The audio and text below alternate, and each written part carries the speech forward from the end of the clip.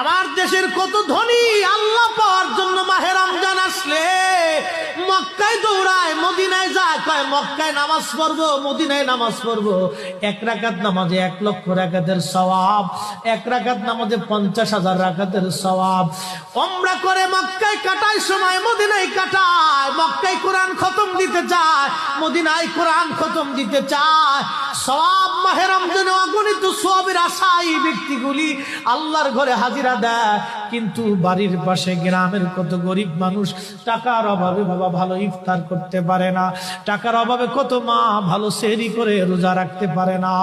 এই ধনীরা এই গরিব মানুষের ঘরে খাবার না দিয়ে আল্লাহরে পাওয়ার জন্য মক্কা মদিনায় দৌড়ায়।